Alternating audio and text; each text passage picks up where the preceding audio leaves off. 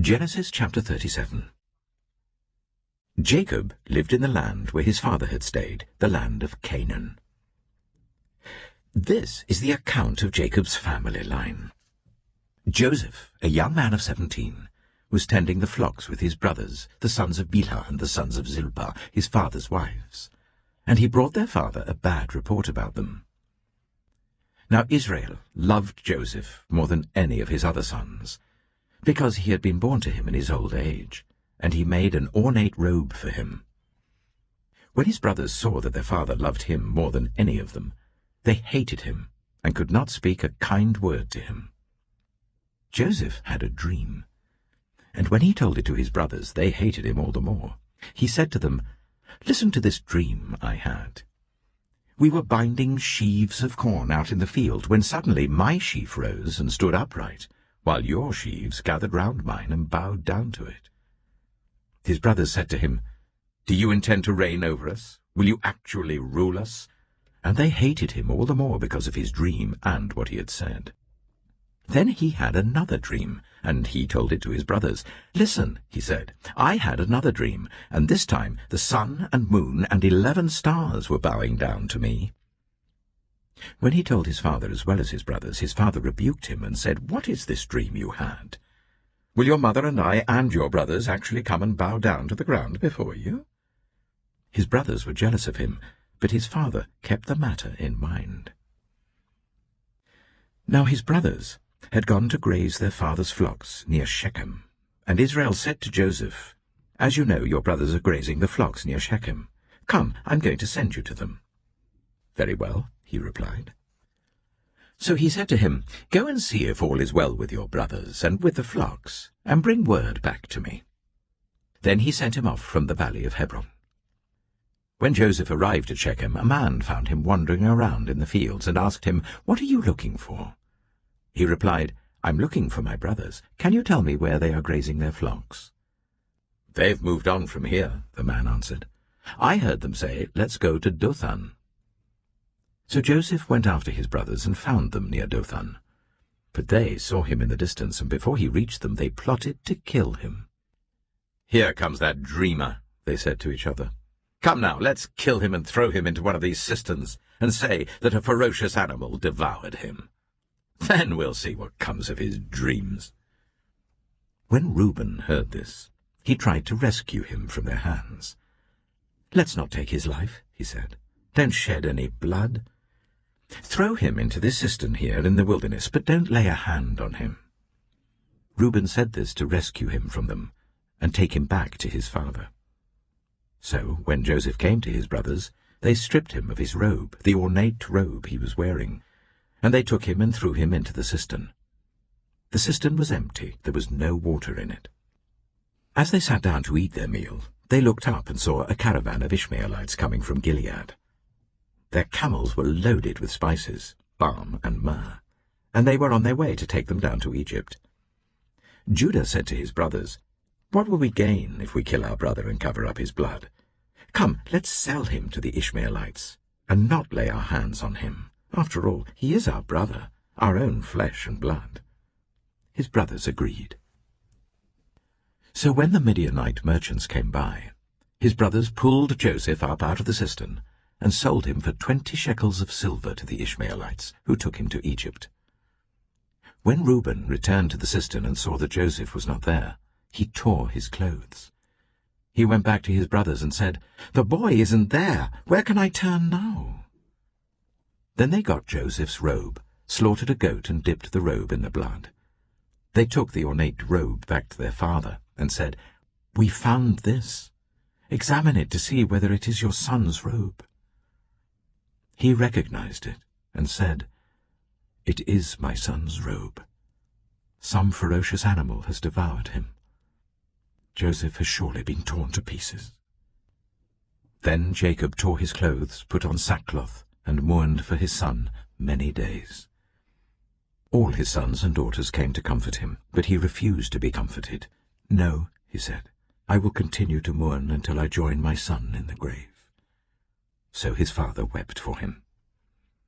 Meanwhile, the Midianites sold Joseph in Egypt to Potiphar, one of Pharaoh's officials, the captain of the guard.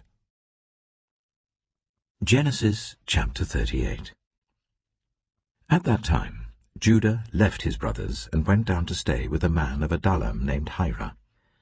There Judah met the daughter of a Canaanite man named Shua. He married her and made love to her. She became pregnant and gave birth to a son, who was named She conceived again and gave birth to a son and named him Onan. She gave birth to still another son and named him Shelah. It was at Kisib that she gave birth to him. Judah got a wife for his firstborn, and her name was Tamar. But Judah's firstborn, was wicked in the Lord's sight, so the Lord put him to death. Then Judah said to Onan, "Sleep with your brother's wife, and fulfill your duty to her as a brother-in-law to raise up offspring for your brother." But Onan knew that the child would not be his. So whenever he slept with his brother's wife, he spilled his semen on the ground to avoid providing offspring for his brother. What he did was wicked in the Lord's sight, so the Lord put him to death also. Judah then said to his daughter-in-law Tamar, "Live as a widow in your father's household until my son Shelah grows up." For he thought, he may die too, just like his brothers. So Tamar went to live in her father's household. After a long time, Judah's wife, the daughter of Shua, died. When Judah had recovered from his grief, he went up to Timnah to the men who were shearing his sheep, and his friend Hira the Adullamite went with him. When Tamar was told, "Your father-in-law is on his way to Timnah to shear his sheep," she took off her widow's clothes, covered herself with a veil to disguise herself, and then sat down at the entrance to Enaim, which is on the road to Timnah, for she saw that though Shelah had now grown up, she had not been given to him as his wife. When Judah saw her, he thought she was a prostitute, for she had covered her face. Not realizing that she was his daughter-in-law, he went over to her by the roadside and said, "Come now, let me sleep with you." "And what will you give me to sleep with you?" she asked. "I'll send you a young goat from my flock," he said. "Will you give me something as a pledge until you send it?" she asked. He said, "What pledge should I give you?" "Your seal and its cord and the staff in your hand," she answered. So he gave them to her and slept with her, and she became pregnant by him. After she left, she took off her veil and put on her widow's clothes again. Meanwhile Judah sent the young goat by his friend the Adullamite in order to get his pledge back from the woman, but he did not find her. He asked the men who lived there, "Where is the shrine prostitute who was beside the road at Enaim?" "There hasn't been any shrine prostitute here," they said. So he went back to Judah and said, "I didn't find her. Besides, the men who lived there said, 'There hasn't been any shrine prostitute here.'" Then Judah said, "Let her keep what she has, or we will become a laughingstock. After all, I did send her this young goat, but you didn't find her." About 3 months later, Judah was told, "Your daughter-in-law Tamar is guilty of prostitution, and as a result she is now pregnant." Judah said, "Bring her out, and let her be burned to death." As she was being brought out, she sent a message to her father-in-law. "I am pregnant by the man who owns these," she said. And she added, "See if you recognize whose seal and cord and staff these are." Judah recognized them and said, "She is more righteous than I, since I wouldn't give her to my son Shelah." And he did not sleep with her again. When the time came for her to give birth, there were twin boys in her womb. As she was giving birth, one of them put out his hand. So the midwife took a scarlet thread and tied it on his wrist and said, "This one came out first." But when he drew back his hand, his brother came out, and she said, "So this is how you have broken out." And he was named Perez. Then his brother, who had the scarlet thread on his wrist, came out, and he was named Zerah. Genesis chapter 39. Now Joseph had been taken down to Egypt. Potiphar, an Egyptian who was one of Pharaoh's officials, the captain of the guard, bought him from the Ishmaelites who had taken him there. The Lord was with Joseph, so that he prospered, and he lived in the house of his Egyptian master. When his master saw that the Lord was with him, and that the Lord gave him success in everything he did, Joseph found favor in his eyes and became his attendant. Potiphar put him in charge of his household, and he entrusted to his care everything he owned. From the time he put him in charge of his household and of all that he owned, the Lord blessed the household of the Egyptian because of Joseph. The blessing of the Lord was on everything Potiphar had, both in the house and in the field. So Potiphar left everything he had in Joseph's care. With Joseph in charge, he did not concern himself with anything except the food he ate. Now Joseph was well built and handsome, and after a while his master's wife took notice of Joseph and said, "Come to bed with me." But he refused. "With me in charge," he told her, "my master does not concern himself with anything in the house. Everything he owns he has entrusted to my care. No one is greater in this house than I am. My master has withheld nothing from me except you, because you are his wife. How then could I do such a wicked thing and sin against God?" And though she spoke to Joseph day after day, he refused to go to bed with her or even be with her. One day he went into the house to attend to his duties, and none of the household servants was inside. She caught him by his cloak and said, "Come to bed with me." But he left his cloak in her hand and ran out of the house. When she saw that he had left his cloak in her hand and had run out of the house, she called her household servants. "Look," she said to them, "this Hebrew has been brought to us to make sport of us. He came in here to sleep with me, but I screamed. When he heard me scream for help, he left his cloak beside me and ran out of the house." She kept his cloak beside her until his master came home. Then she told him this story. "That Hebrew slave you brought us came to me to make sport of me. But as soon as I screamed for help, he left his cloak beside me and ran out of the house." When his master heard the story his wife told him, saying, "This is how your slave treated me," he burned with anger. Joseph's master took him and put him in prison, the place where the king's prisoners were confined. But while Joseph was there in the prison, the Lord was with him. He showed him kindness and granted him favor in the eyes of the prison warden. So the warden put Joseph in charge of all those held in the prison, and he was made responsible for all that was done there. The warden paid no attention to anything under Joseph's care, because the Lord was with Joseph and gave him success in whatever he did. Genesis chapter 40. Some time later, the cupbearer and the baker of the king of Egypt offended their master, the king of Egypt.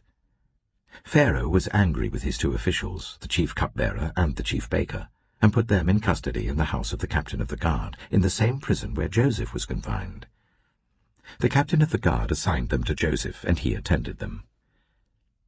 After they had been in custody for some time, each of the two men, the cupbearer and the baker of the king of Egypt, who were being held in prison, had a dream the same night, and each dream had a meaning of its own. When Joseph came to them the next morning, he saw that they were dejected. So he asked Pharaoh's officials, who were in custody with him in his master's house, "Why do you look so sad today?" "We both had dreams," they answered, "but there is no one to interpret them." Then Joseph said to them, "Do not interpretations belong to God? Tell me your dreams." So the chief cupbearer told Joseph his dream. He said to him, "In my dream I saw a vine in front of me, and on the vine were 3 branches. As soon as it budded, it blossomed, and its clusters ripened into grapes. Pharaoh's cup was in my hand, and I took the grapes, squeezed them into Pharaoh's cup, and put the cup in his hand." "This is what it means," Joseph said to him. "The 3 branches are 3 days. Within 3 days, Pharaoh will lift up your head and restore you to your position, and you will put Pharaoh's cup in his hand, just as you used to do when you were his cupbearer. But when all goes well with you, remember me and show me kindness. Mention me to Pharaoh and get me out of this prison. I was forcibly carried off from the land of the Hebrews, and even here I've done nothing to deserve being put in a dungeon." When the chief baker saw that Joseph had given a favorable interpretation, he said to Joseph, "I too had a dream. On my head were 3 baskets of bread. In the top basket were all kinds of baked goods for Pharaoh, but the birds were eating them out of the basket on my head." "This is what it means," Joseph said. "The 3 baskets are 3 days. Within 3 days, Pharaoh will lift off your head and impale your body on a pole, and the birds will eat away your flesh." Now the 3rd day was Pharaoh's birthday, and he gave a feast for all his officials. He lifted up the heads of the chief cupbearer and the chief baker in the presence of his officials. He restored the chief cupbearer to his position, so that he once again put the cup into Pharaoh's hand. But he impaled the chief baker, just as Joseph had said to them in his interpretation. The chief cupbearer, however, did not remember Joseph. He forgot him. Genesis chapter 41. When 2 full years had passed, Pharaoh had a dream. He was standing by the Nile, when out of the river there came up 7 cows, sleek and fat, and they grazed among the reeds. After them 7 other cows, ugly and gaunt, came up out of the Nile and stood beside those on the river bank. And the cows that were ugly and gaunt ate up the 7 sleek, fat cows. Then Pharaoh woke up. He fell asleep again and had a second dream. 7 ears of corn, healthy and good, were growing on a single stalk. After them 7 other ears of corn sprouted, thin and scorched by the east wind. The thin ears of corn swallowed up the 7 healthy, full ears. Then Pharaoh woke up. It had been a dream. In the morning his mind was troubled, so he sent for all the magicians and wise men of Egypt. Pharaoh told them his dreams, but no one could interpret them for him.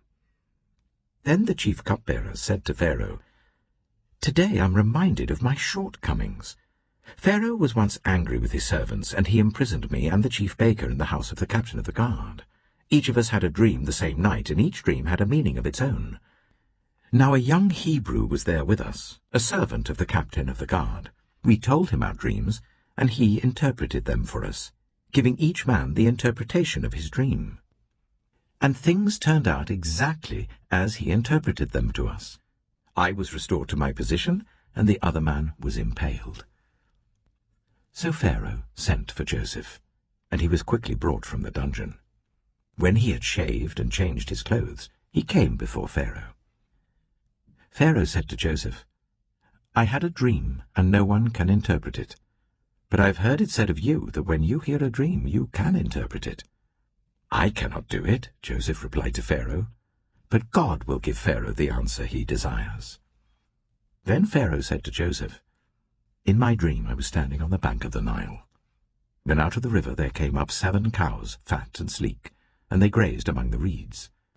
After them 7 other cows came up, scrawny and very ugly and lean. I had never seen such ugly cows in all the land of Egypt. The lean, ugly cows ate up the 7 fat cows that came up first. But even after they ate them, no one could tell that they had done so. They looked just as ugly as before. Then I woke up. In my dream I saw 7 ears of corn, full and good, growing on a single stalk. After them 7 other ears sprouted, withered and thin and scorched by the east wind. The thin ears of corn swallowed up the 7 good ears. I told this to the magicians, but none of them could explain it to me." Then Joseph said to Pharaoh, "The dreams of Pharaoh are one and the same. God has revealed to Pharaoh what he is about to do. The 7 good cows are 7 years, and the 7 good ears of corn are 7 years. It is one and the same dream. The 7 lean, ugly cows that came up afterward are 7 years, and so are the 7 worthless ears of corn scorched by the east wind.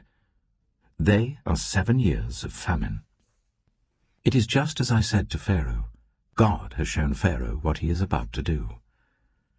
7 years of great abundance are coming throughout the land of Egypt, but 7 years of famine will follow them. Then all the abundance in Egypt will be forgotten, and the famine will ravage the land. The abundance in the land will not be remembered, because the famine that follows it will be so severe. The reason the dream was given to Pharaoh in 2 forms is that the matter has been firmly decided by God, and God will do it soon. And now let Pharaoh look for a discerning and wise man, and put him in charge of the land of Egypt. Let Pharaoh appoint commissioners over the land to take a fifth of the harvest of Egypt during the 7 years of abundance.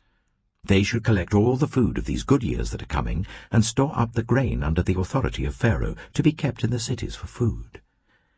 This food should be held in reserve for the country, to be used during the 7 years of famine that will come upon Egypt, so that the country may not be ruined by the famine.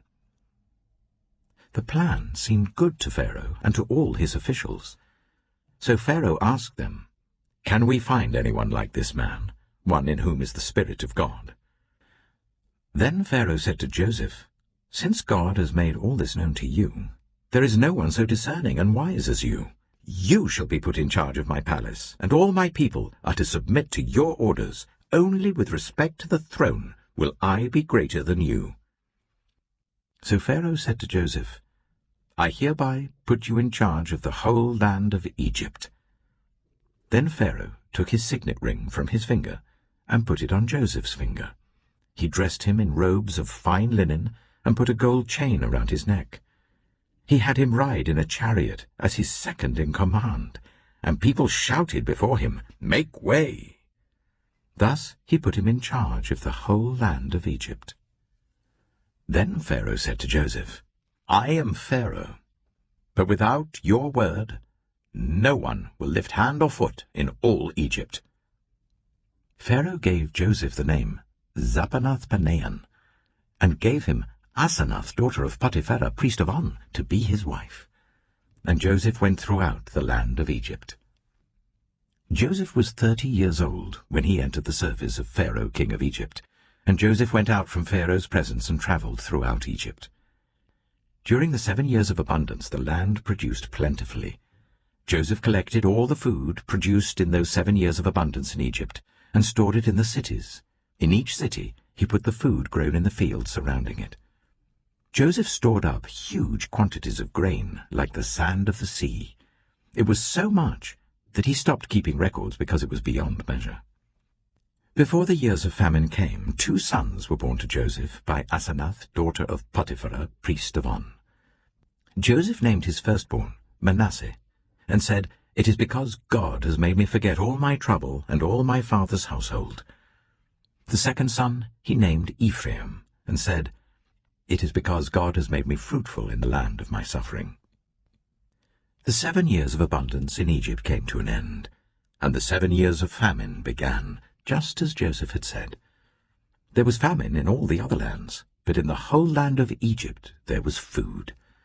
When all Egypt began to feel the famine, the people cried to Pharaoh for food. Then Pharaoh told all the Egyptians, "Go to Joseph and do what he tells you." When the famine had spread over the whole country, Joseph opened all the storehouses and sold grain to the Egyptians, for the famine was severe throughout Egypt. And all the world came to Egypt to buy grain from Joseph, because the famine was severe everywhere. Genesis chapter 42. When Jacob learned that there was grain in Egypt, he said to his sons, "Why do you just keep looking at each other?" He continued, "I have heard that there is grain in Egypt. Go down there and buy some for us, so that we may live and not die." Then 10 of Joseph's brothers went down to buy grain from Egypt. But Jacob did not send Benjamin, Joseph's brother, with the others, because he was afraid that harm might come to him. So Israel's sons were among those who went to buy grain, for there was famine in the land of Canaan also. Now Joseph was the governor of the land, the person who sold grain to all its people. So when Joseph's brothers arrived, they bowed down to him with their faces to the ground. As soon as Joseph saw his brothers, he recognized them, but he pretended to be a stranger and spoke harshly to them. "Where do you come from?" he asked. "From the land of Canaan," they replied, "to buy food." Although Joseph recognized his brothers, they did not recognize him. Then he remembered his dreams about them and said to them, "You are spies. You have come to see where our land is unprotected." "No, my lord," they answered. "Your servants have come to buy food. We are all the sons of one man. Your servants are honest men, not spies." "No," he said to them, You have come to see where our land is unprotected." But they replied, "Your servants were 12 brothers, the sons of one man, who lives in the land of Canaan. The youngest is now with our father, and one is no more." Joseph said to them, "It is just as I told you. You are spies. And this is how you will be tested.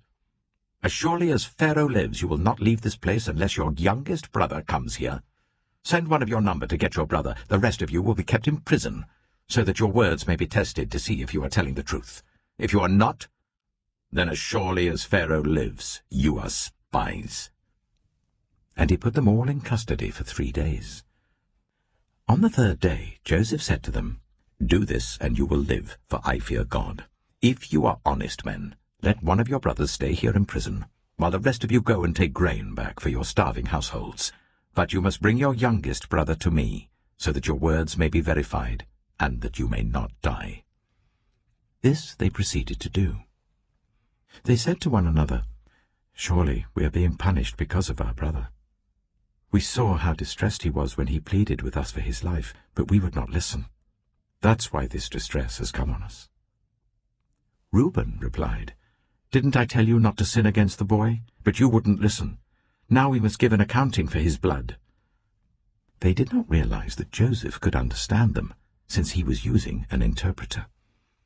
He turned away from them and began to weep, but then came back and spoke to them again. He had Simeon taken from them and bound before their eyes. Joseph gave orders to fill their bags with grain, to put each man's silver back in his sack, and to give them provisions for their journey. After this was done for them, they loaded their grain on their donkeys and left. At the place where they stopped for the night, one of them opened his sack to get feed for his donkey, and he saw his silver in the mouth of his sack. "My silver has been returned," he said to his brothers. "Here it is in my sack." Their hearts sank, and they turned to each other trembling and said, "What is this that God has done to us?" When they came to their father Jacob in the land of Canaan, they told him all that had happened to them. They said, "The man who is lord over the land spoke harshly to us and treated us as though we were spying on the land. But we said to him, 'We are honest men, we're not spies. We were 12 brothers, sons of one father. One is no more, and the youngest is now with our father in Canaan.' Then the man who is lord over the land said to us, 'This is how I will know whether you are honest men. Leave one of your brothers here with me, and take food for your starving households, and go. But bring your youngest brother to me, so I will know that you are not spies, but honest men. Then I will give your brother back to you, and you can trade in the land.' As they were emptying their sacks, there in each man's sack was his pouch of silver. When they and their father saw the money pouches, they were frightened. Their father Jacob said to them, 'You have deprived me of my children. Joseph is no more, and Simeon is no more. And now you want to take Benjamin? Everything is against me.' Then Reuben said to his father, 'You may put both of my sons to death if I do not bring him back to you. Entrust him to my care, and I will bring him back.' But Jacob said, 'My son will not go down there with you. His brother is dead, and he is the only one left. If harm comes to him on the journey you are taking, you will bring my grey head down to the grave in sorrow.'